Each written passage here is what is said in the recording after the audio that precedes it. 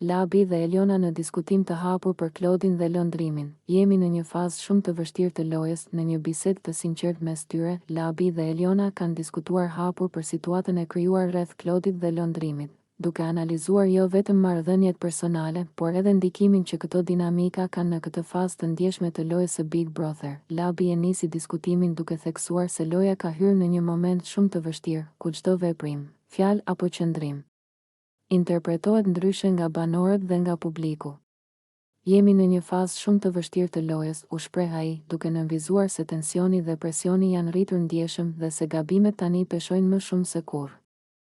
Duke ju referuar Klodit dhe lëndrimit, Labi u tregua i matur në vlerësimin e tij. Ai tha se nuk beson që ata kanë luajtur me Elionën apo kanë pasur qëllime të këqija ndaj saj.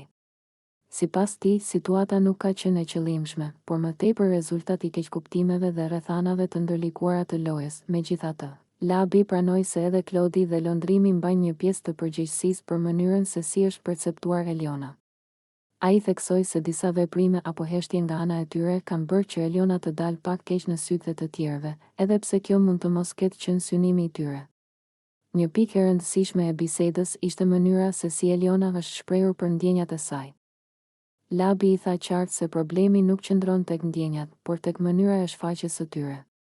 Nuk është se nuk e do, por fakti që u duk sikur ishte diçka e fshehur azi, kjo të dëmtoi, i tha ai, duke shtuar se transparenca është thelbësore në një lojë ku gjithçka shihet dhe analizohet. Ai e paralajmëroi Elionën se kjo situatë, nëse nuk sqarohet siç duhet, mund të konsiderohet e mbaruar për të në aspektin e imazhit brenda shtëpisë. Sipas Labit, loja nuk fal paqartësi dhe ambiguitet, sidomos në këtë fazë vendimtare. Eliona e dëgjoi me vëmendje diskutimin, duke reflektuar mbi fjalët e Labit.